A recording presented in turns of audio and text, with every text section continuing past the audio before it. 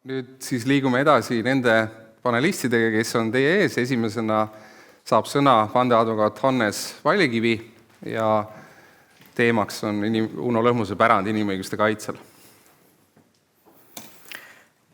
Aitäh, austatud kohalviibijad. Suur tänu korraldajatele, et tehti mulle selline ettepanek. Ma olen Unost oluliselt noorem ja paljud siin on temaga palju tihedamalt kokku puutunud ja temaga koos töötanud, asju ajanud. Aga 30 aasta jooksul on olnud mul Unoga siiski piisavalt kontakte, et teda meenutada. Ja kui oli juttu sellest, et tuleb konverents, küsiti, et kas ma olen huvitatud ja mis võiks olla teema, siis minu jaoks Uno, kuigi sellel ajal ta tegeles võib-olla, või nüüd viimati tegeles ta riigiõiguse teemadega rohkem, aga minu jaoks on ta alati olnud inimõiguste kaitsja või inimõigustega tegelev jurist Eestis. Mis on juba täna siin kõlanud, et ta kõigepealt advokaadina, kindlasti tal oli ju päris pikk praksis nõukogude aja lõpus ja Eesti aja alguses ja põhiliselt kaitsetööna, ka see oli inimõiguste kaitsmine. Aga muidugi inimõiguste kohtu kohtunikuks saamine oli see, mil algas tema selline selge sihikindel tegevus inimõiguste kaitsel ja see oli ka see aeg, kui me temaga esimest korda kokku puutusime. Mina olin noor jurist, õigupoolest veel tudeng sellel ajal, aga Välisministeeriumis, kui Eesti võttis ette inimõiguste konventsiooni ratifitseerimise. Seda töörühma vedas Aino Lepik von Vireen ja Mai Hiion, nemad kahekesi olid põhilised, kes pidid ette valmistama ratifitseerimise ja meie Martin Kokaga ja veel mõned inimesed olime seal siis juures need nooremad ametnikud, kes aitasid seda asja teha. Töörühma kaasati ka Uno Lõhmus, Karait ja veel teisi inimesi ja me kirjutasime, seda nimetati compatibility report, ehk et siis vaadati üle Eesti õigus ja inimõiguste kohtu artikli haaval kõik toonane kohtupraktika ja vaadati, et kas Eesti vastab konventsiooni nõuetele ja milliseid reservatsioone tuleks teha ja nii edasi, millega arvestada ratifitseerimisel. Sellest compatibility reportist tuli hiljem raamat, mille koostaja oli Uno. See raamat ilmus alles 2003. aastal, me loomulikult täiendasime seda kõvasti ja ma mäletan, kui kannatlik ja leebe oli Uno meiega, vaatamata sellele, et see oli aastatepikkune protsess, kui me muudkui andsime lubadusi ja ei suutnud neid täita ja siis andsime uusi lubadusi ja kuidas ta niimoodi omal tasasel moel tegi ettepaneku, et seaks nüüd järgmise tähtaja ja katsuks. Aga see raamat ilmus.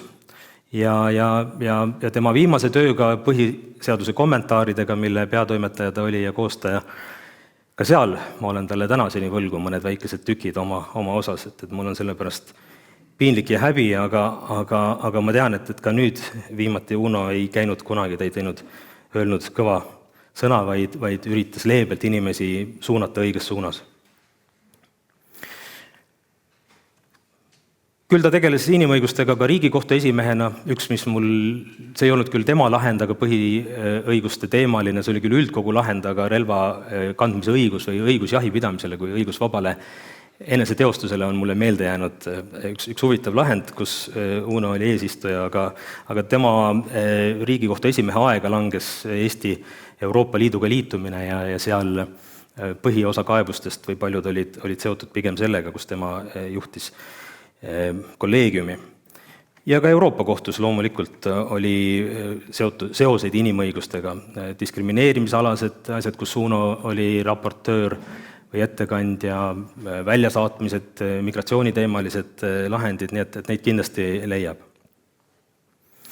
Üks spetsiifilisem valdkond ja ka mitte viimane, aga kus me puutusime Unoga kokku ja Uno taas pani õla alla täiesti vabatahtlikult ühiskondlikus korras ilma igasuguse tasuta, aga suure entusiasmiga oli, kui me tegime advokatuuri eetikakoodeksi kommenteeritud väljaannet.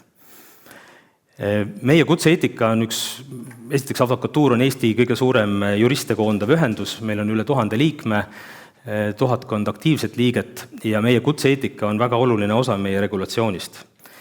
Eetikakoodeks ise on vana, aga selle kommentaarid said valmis 2018. aastal. Meil oli 2 aastat või 1,5 aastat oli tihedat tööd, kus Uno lõi kaasa, ta kirjutas advokaatide ja kohtuvahelisest suhtlusest. Ta luges kogu käsikirja, selle käsikirja autorid põhiliselt olid Anneli Soo ja Martin Tamme, aga tema panus meie töörühmades osalemisel ja jälle ta tõi sisse sellist Euroopa vaadet, Euroopa kohtu ja inimõiguste kohtu praktikat, kus advokaatide privileegidest oli neid arutatud ja lahatud ja ta andis väga suure panuse. Nii et täna ma julgen öelda, et juba võib-olla 100 advokaate, kes kõik, me teeme 2 eksamit, abieksami ja vandeadvokaadi eksami, kõik me õpime selle raamatu järgi ja see on meile igapäevane käsiraamat ka, see kommenteeritud väljaanne ja Uno on andnud sinna oma panuse. Ja kõigi nende kontaktide käigus võib öelda, et see, mis on ka siin täna kõlanud, et Uno oli alati selline leebe, rahulik, tasakaalukas, aga alati ka pragmaatiline oma argumentides ja ta tuli alati vaidlusse ja vestlusse argumenteeritult. Et ta ei lahminud ja ta alati põhjendas oma seisukohti ja tegi seda niimoodi, et ka enda seisukoha 180 kraadi muutmine ei olnud kuidagi ebameeldiv, kui pidi Unoga nõustuma, et tal on õigus.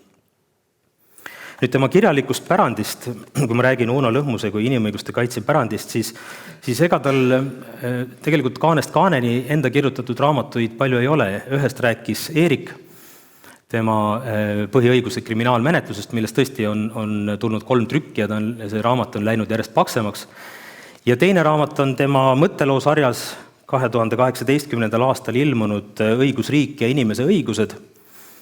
Uno kirjutas selle kogumiku jaoks enam-vähem poole sellest kogumikust, siin on esmatrükid ja ta annab siin ülevaate inimõiguste kujunemisest, nende vahekorrast Euroopa Liidu õigusega, siseriikliku õigusega, põhiõigustest ja mõnest üksikprobleemist. Ja huvitav oli kuulata Eeriku diagnoosi Uno raamatule, kus pidi vaeva nägema, et otsida selliseid lege ferenda seisukohti ja autori positsiooni. Et siin raamatus on ka seda üsna vähe. Uno on kirjeldav, ta tugineb teistele autoriteetidele, tal on väga suur töövõime oli, ta suudab meenutada või mäletada lahendeid ja teoreetikute seisukohti. Aga see kõik on kuidagi selline nagu mingi taoistlik kulgemine, et ta viib su õigetele radadele, nii et tegelikult tema autori positsioon ja seisukohad avalduvad selles, kuidas ta argumenteerib, võib-olla mõnes kahtlust väljendavas märkes või retoorilises küsimuses.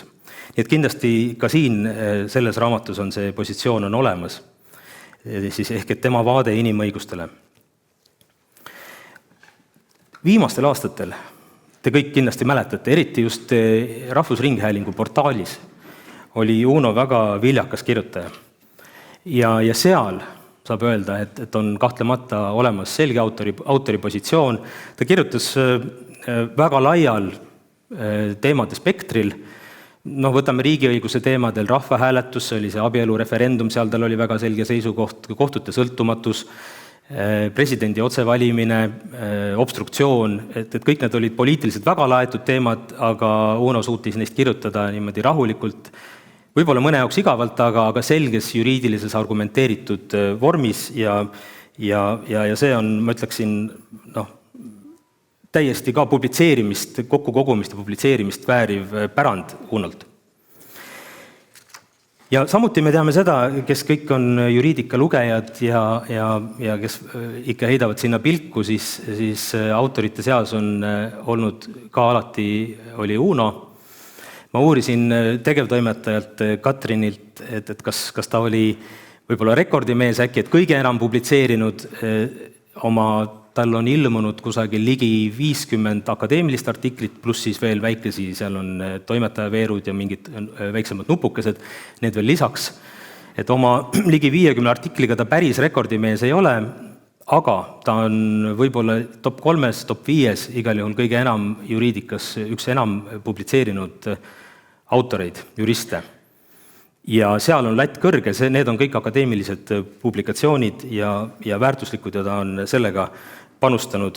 Need kõik ei ole muidugi inimõiguste teemal, et nagu siin oli juttu, et ta kriminaalmenetlus on vägagi inimõigused, aga et see oli tema üks teema. Kui meenutada veel, millest ta kirjutas, kindlasti oli näiteks eraelu privaatsusega, andmekaitsega seotud teemad, oli üks suur teemade ring, kus Uno panustas, koputas südametunnistusele, Eesti riigi südametunnistusele, et see asi tuleb korda teha, viia kokku kooskõlla autoriteetidega, Euroopa autoriteetidega, see on siiamaani tegemata, aga Uno sellega aktiivselt tegeles. Ja loomulikult kohtualuse kaitseõigus ja tema seisund kriminaalmenetlus, need, kus ta palju panustas ja kus on tema pärand, on selline, mis kestab.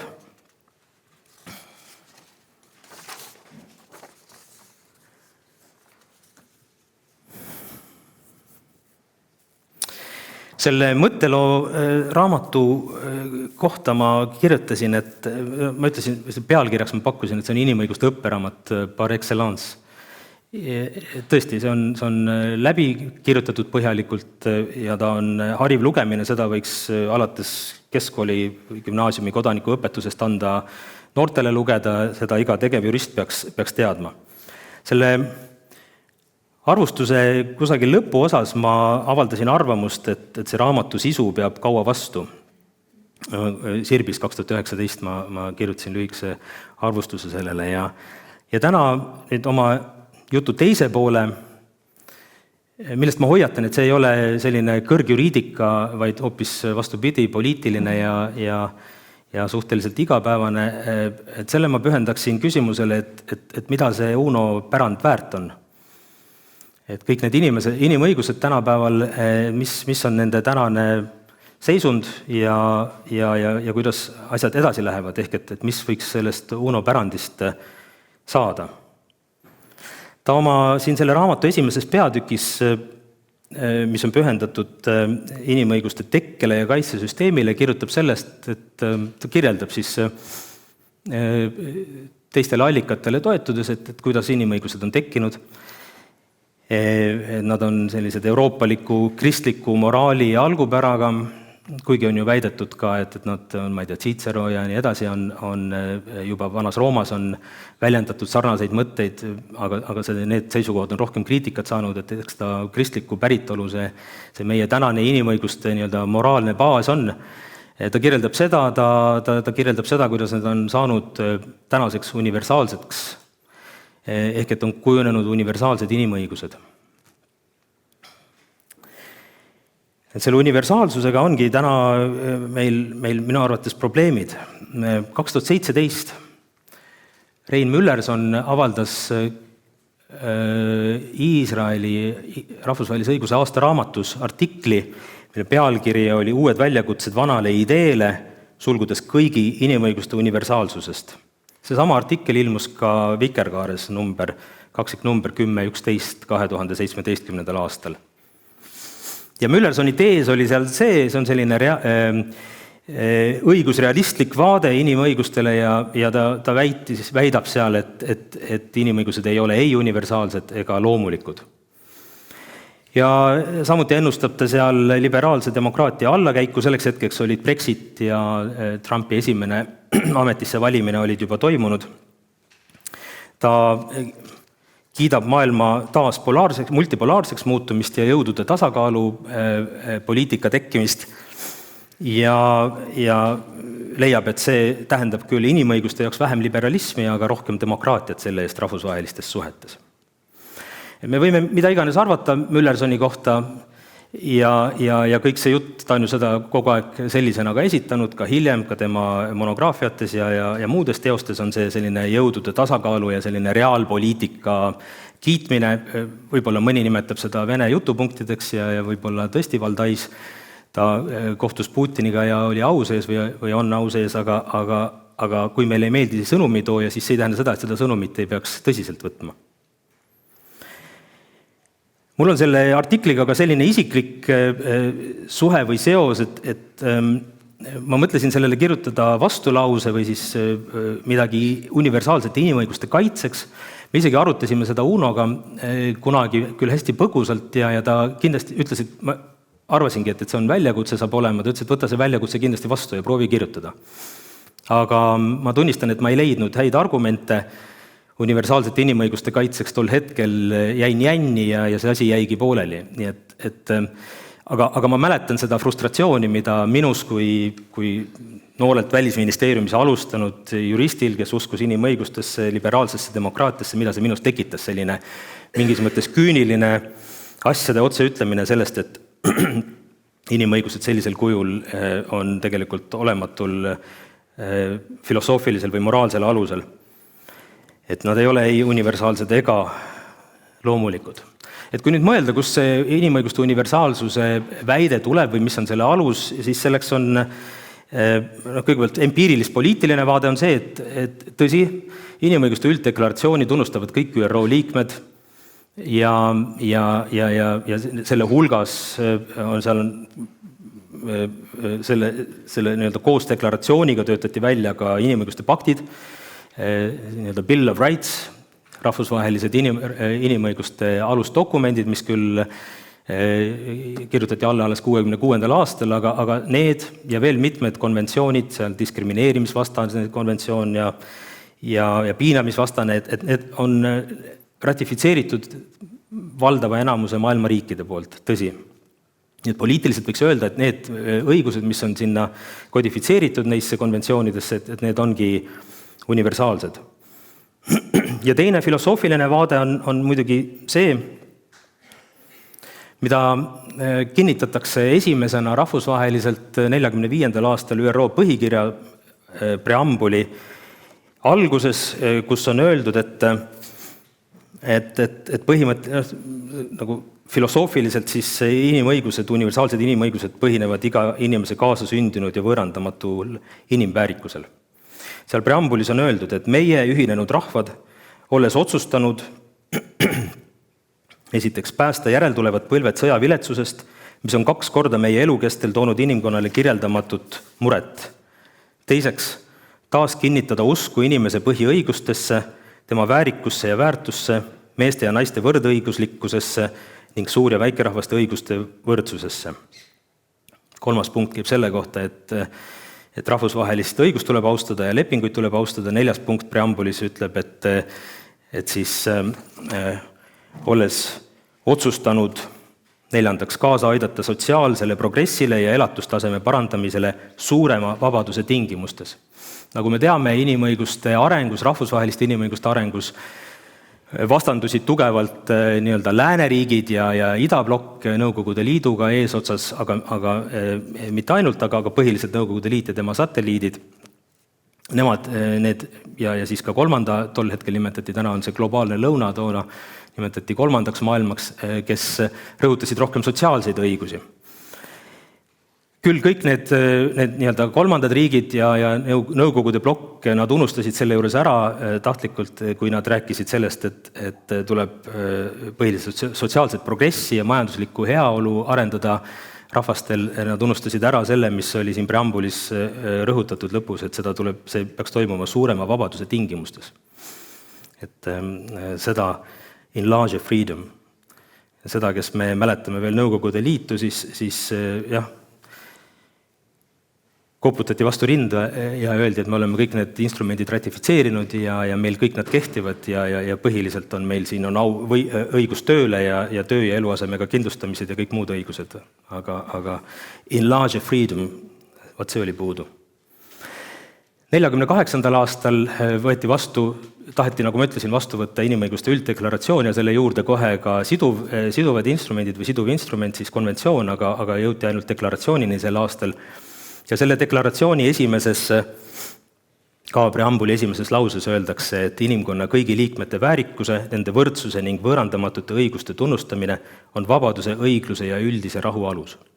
Nii et võiks ju öelda, et need on need universaalsed põhimõtted, millele on rajatud inimõigused ja nii rahvusvahelised kui ka tegelikult siseriiklikud inimõigused. Nüüd tulles korraks Uno juurde, siis Uno, ma ütleksin tema kirjutiste põhjal, et ta pigem pooldas kultuurirelativismi.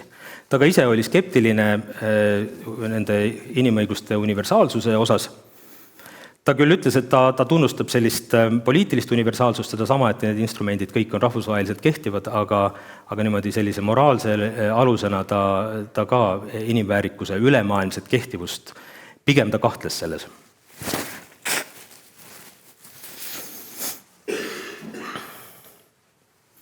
Rein Müllerson oma selles 2017. aasta artiklis tõdes, et sellel ajal siis, kui ta kirjutas, et lääne ühiskondades ja ka rahvusvaheliselt või rahvusvahelises süsteemis on kujunenud revolutsioonilised situatsioonid, just mitmuses revolutsioonilised situatsioonid, nii siseriiklikult kui just lääne demokraatiates kui ka rahvusvahelistes suhetes. Ja ta tõdes, et need, nüüd tsiteerin, asetavad koorma kõikidele normatiivsetele süsteemidele, sealhulgas õigusele ja moraalile ning seetõttu ka inimõiguste õigusele.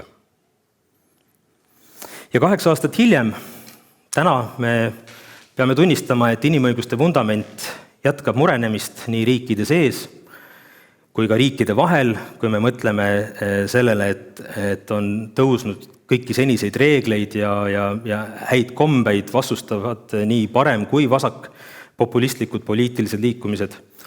Riikide vahelistes suhetes, see on küll rohkem kui ainult inimõigustes, aga kasutatakse jõudu, ähvardatakse jõu kasutamisega, toimuvad kauglöögid, hübriidrünnakud ja nii edasi, nii et täna juba on peaaegu et kujunenud olukord, mille kohta öeldakse inglise keeles, et might is right või macht is recht, ehk et loeb ainult jõud. Ja mis paraku sellises olukorras, sellises revolutsioonilises situatsioonis või olukorras, nagu Müllerson seda nimetab, mis sellega kaasneb, on see, et vastutamatusega, kui tegudele või rikkumistele ei järgne midagi, et siis need rikkumised eskaleeruvad ja uued rikkumised toodavad uusi rikkumisi. Ja ega need poliitilised probleemid pole ainsad väljakutsed, mis inimõiguste ees seisavad. Omavahelises vastastikmõjus need samad poliitilised tegurid on veel tehnoloogiaga, nii digi kui sotsiaalmeedia või ühismeedia, mida nad teevad, nad liigutavad, nagu kunagi ütles Arnold Rüütel, et suurtel kiirustel ja suurtel hulkadel informatsiooni ja see tõesti nii on, et me teeme ainult kiireid intuitiivseid otsuseid nende säutsude põhjal, mida poliitikud, ajakirjandus ja kõik paiskavad ühismeediasse põhiliselt. Info hulk suureneb, et selle läbitöötamine ja kiirus, see tekitab inimestes stressi ja frustratsiooni. Algoritmid, millest me kõik sõltume, loovad kajakambreid. Tehisintellekt tõenäoliselt suurendab ebavõrdsust. Need, kes valdavad neid tööriistu, kes omavad neid, määravad ja mõjutavad rohkem neid, kes on sunnitud ainult kasutajateks, nii et pigem majanduslik ebavõrdsus suureneb. Tehnoloogia kõrval kliimamuutused tekitavad uusi relvakonflikte, ressursipuudus inimväärse või sobiva elukeskkonna vähenemise tõttu. See suurendab rännet ja nii edasi, nii et võiks öelda, et see paradigma, milles me oleme olnud siin pärast külma sõda, et see on nüüd ja praegu lahkunud või lahkumaas. Ja need on sellised välised tegurid, mis inimõigusi mõjutavad. On ka sisemised tegurid. Uno nimetab selles oma kogumikus, siin on üks lühike artikkel või peatükk, ta nimetab seda inimõiguste inflatsiooniks. Et inimõigused on määratlemata mõiste, ta on kogu aeg laienenud, nagu Uno ütleb, tsiteerin, et inimõiguste avatud kataloogi laiendamine annab tegevust huvirühmadele ja arutlusainete õpetlastele. Nagu ma ütlesin, et tugevaid hinnanguid ta ei anna, aga minu jaoks on siin selles tsitaadis on pisuke iroonia peidus, et ta on saanud nii-öelda tööstusharuks paljudele inimõigused, aga see on muutnud need piirid häguseks. Ja nii tema kui ka Müllerson toovad näiteks õiguse puhtale keskkonnale või õiguse rahule, mis on kõik üllad printsiibid, aga nad ei ole võrdväärsed õigusega näiteks kaitsele kriminaalmenetluses, et nad ei ole samamoodi kaitstavad. Aga neid kõiki nimetatakse inimõigusteks ja Uno nimetab seda, ta toetub ka teistele autoritele loomulikult, aga ta nimetab seda inimõiguste inflatsiooniks. Küsimus, mis on lahendus? Ja nagu ma ütlesin, et ma räägin lihtsalt sellist poliitilist kerget juttu, lahendust loomulikult ei ole. Aga mõned asjad, mida võiks teha või millele võiks mõelda, on kõigepealt selle inflatsiooni peatamine, et inimõiguste positiveerimine või selle tuuma eraldamine muust, nagu meil on, eks ole, on subjektiivsed õigused ja siis on mingid programmlaused ka meil konstitutsioonides, et see subjektiivsed õigused, vahetult kohaldatavad inimõigused võiks kuidagi eraldada ülejäänust ja edasi olla, lähtuda printsiibist, et pigem vähem, aga hästi, kui neid kaitsta. Kindlasti peaks inimõigusi siin Euroopas kaitsma ja miks mitte globaalselt tahtekoalitsioon, see on nüüd selline moodne mõiste, eks ole, kaitse teemal, aga võiks öelda ka väärtuskoalitsioon, aga väärtuskoalitsioon, ma arvan, meil on suuresti olemas siin Euroopas või sellel süsteemil täna, see süsteem ikkagi baseerub väärtustel ja koalitsioon eksisteerib, aga selle jõus hoidmiseks on vaja ka tahet. Et on rohkem vaja, kui lihtsalt deklareerida, et me peame midagi tegema ja me hoiame neist väärtustest kinni, me peame suutma neid väärtusi ka kaitsta. Ja vajadusel peame suutma reformida ka minu pärast inimõiguste kaitsesüsteemi. No esimesed märgid, et seda tehakse, jälle Peeter, kus sa oled, et sina tead sellest rohkem, aga see kiri, mille selle sisu õige, sa oled paneelis, et sa saad kommenteerida, et Taani kiri, kus inimõiguste kohut, selge see, et platvorm, see koalitsioon saaks Euroopas tugineda ikkagi Euroopa inimõiguste konventsioonile ja selle ümber asetsevale, aga et kui liikmesriigid hakkavad nõudma kohtult progressiivse tõlgenduse vähendamist, see on just migratsiooni küsimuses konkreetselt, aga võib-olla neid nõudmisi tuleb veel, ma ei tea, privaatsuse või eraelu kaitse artikli 8, kus on ka väga palju progressiivselt tõlgendatud konventsiooni, et võib-olla ühel hetkel hakatakse nõudma seda, et poliitika sekkub tegelikult õiguse mõistmisesse. Aga olgem ausad, see õiguse mõistmine on ju ka väga politiseeritud ja poliitiline, nii et need vaidlused seisavad tõenäoliselt ees. Paratamatult. Ja välistegurite eest inimõiguste ja ka demokraatia kaitsmisel ühiskondliku kokkuleppe uuendamine, see, et me UNOgi tegeles sellega, et jälgimine on halb, Eerik rääkis sellest, aga võib-olla selleks, et ühiskonda kaitsta suurema halva eest, me peame lubama suuremaid riiveid ja sekkumist meie privaatsusesse, meie sõnavabadusse. Ja küsimus on, kuidas seda teha niimoodi, et me ei viska last koos pesuveega välja, et me jääme ise terveks ja meie see väärtusruum või väärtuskoalitsioon jääb püsima selliste nii kardinaalsete muutuste järel. Ja selle koha peal mul ei ole mingisuguseid mõtteid, et kuidas see võiks toimuda. Ma tean, see kõlab juba niikuinii kõik, mida ma olen rääkinud utoopiliselt, aga sama võrra utoopiliselt kõlas ka näiteks 28. veebruaril Eesti Euroopa esidiplomaadi säuts, et vaba maailm vajab uut liidrit ja Euroopa peab nüüd selle rolli üles korjama või võiks selle rolli üles korjata. Ma tean, sama utoopiliselt kõlab ka see, et Euroopa peab ilma Ameerika Ühendriikideta enda kaitsmisega hakkama saama. Aga revolutsiooniline situatsioon eksisteerib ja on täna juba käes ja rumal oleks seda eitada ja tegeleda ainult peenhäälestusega. Me ei saa kunagi teada, mida UNO oleks kõige selle jutu kohta arvanud või ka selle olukorra kohta. Tema kirjutiste põhjal ma arvaks, et võib-olla mõne sellise võimaliku skitseeritud lahendusega, näiteks inflatsiooni peatamise või progressiivse tõlgenduse sinna kuhugi piiri tõmbamisega ta võinuks võib-olla isegi nõustuda. Sest oma sellise praktilise ja realistliku, aga samas optimistliku olekuga ta pigem otsis käegakatsutavaid lahendusi, seda, kuidas asja korda teha ja ise selle juures niimoodi musta masendusse langemata. Ta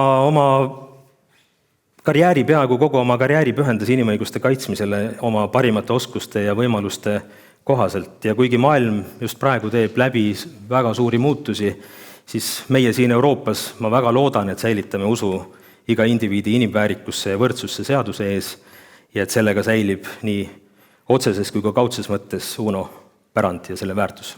Aitäh tähelepanu eest! Aitäh! Ära veel korraks ära mine, äkki on mingisugune küsimus või kommentaar, mida kohe tahaks Madis Ernits?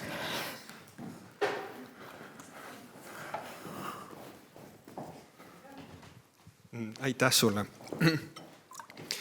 Et ma algatuseks tahaks ühe asja ära õiendada ja siis väike mõttekäik ja tahtsin sulle appi tulla, et revolutsiooniline situatsioon ei ole käes.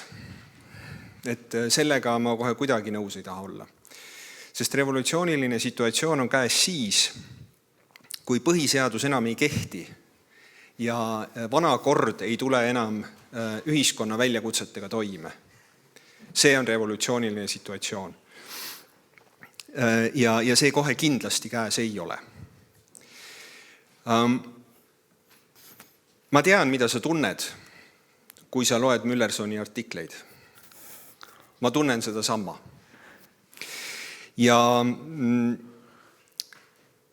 ma tahtsin sulle tulla appi selles osas, et kui sa ütlesid, et võib-olla me peame redutseerima, siis mulle näib, et seal on see võti.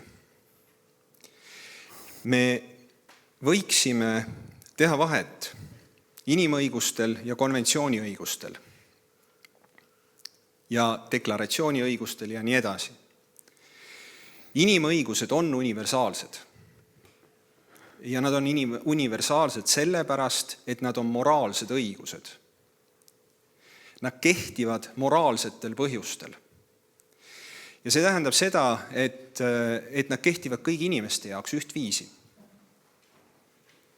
Probleem on selles, et kuidas me jõuame moraalse argumentatsiooniga sinnani, et me suudaksime saavutada konsensuse mingisuguse positsiooni osas, mis nende moraalsete õiguste hulka kuulub. Ja see on see redutseerimise küsimus. See tuum ei ole väga suur. See tuum on päris väike.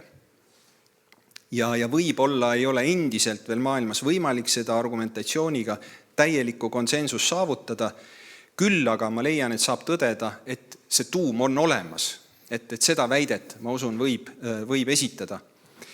Ja kui me nüüd läheme nende konventsiooniõiguste juurde, siis seal jah, tõepoolest, need on poliitilised kokkulepped, osa sellest kattub inimõiguste tuumaga, aga osa on juhuslik, nagu ka põhiseaduses ja põhiõiguste osas. Ja see mitte, nii-öelda see juhuslik osa, mitte kohustuslik osa, need ei ole inimõigused. Aga nad on konventsiooniõigused ja see kaitsemenetlus on sama. Aitäh! Aitäh sulle! Ma ei tea, kas sa tahad reageerida mingilgi moel? No, eks see optimismi, pessimismi skaala ongi pikk. Et ma oma lapsi julgustasin ja rahustasin ja ütlesin, et ei alga sõda 22. aastal ja et Kamala Harris valitakse ja nad meenutavad mulle siiamaani, et isa, sa eksisid.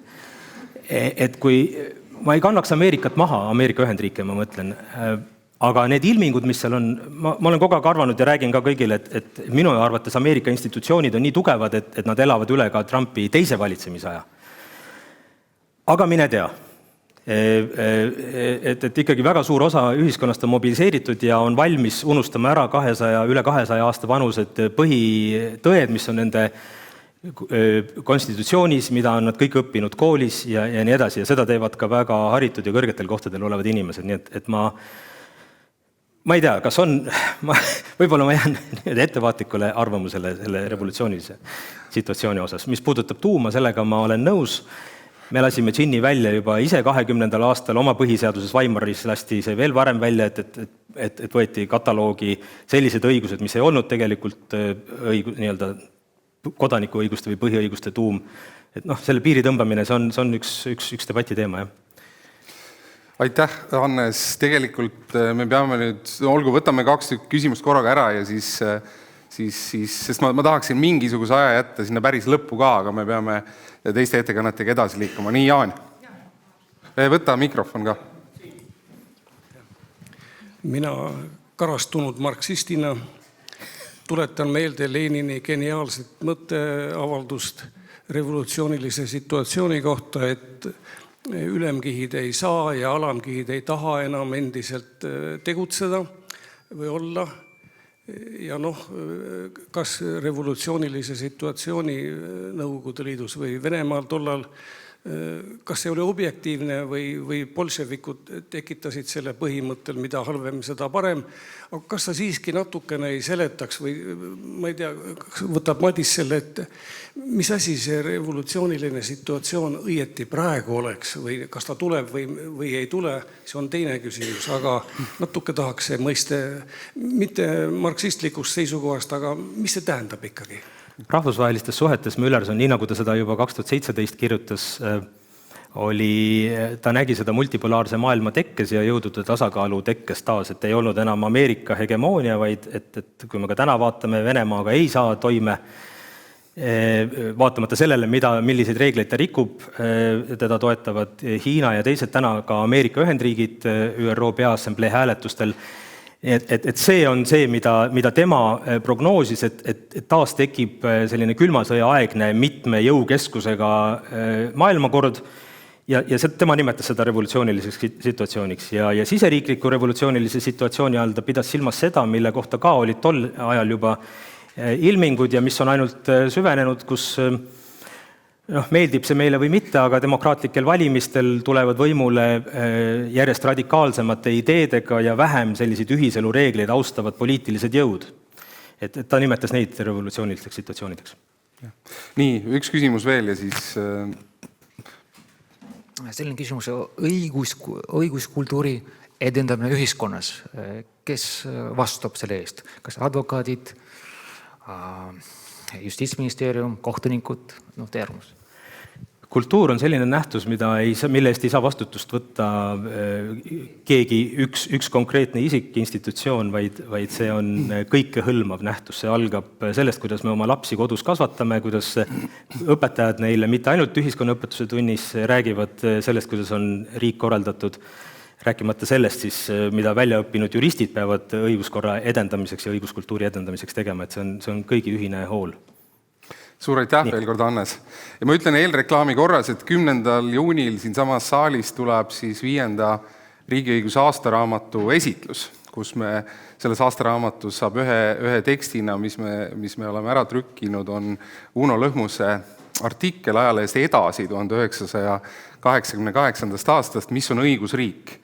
Ja kui ma kuulasin Hannese juttu, see artikkel tuli mulle sellel põhjusel meelde, et Uno Lõhmus selles artiklis käsitleb ka Nõukogude Liidu ajalugu just inimõiguste rikkumise võtmest, et millised inimõigused ilmselgelt ei olnud tagatud näiteks Stalini ajal ja selles mõttes, kui ma enne mõtlesin seda, et mis tunne küll võis nendel ida-eurooplastel olla, kui nad sinna Euroopasse jõudsid 90. aastatel ja siis ühel hetkel ikka kuskil vaidluses mõni lääne-eurooplane võis anda mõista, et nüüd on aeg sul vait olla, sest meie teame neid asju paremini, siis jällegi seda asja teadsid ida-eurooplased paremini, et see mälestus totalitarismist, mitte vabast ühiskonnast oli olnud värskem.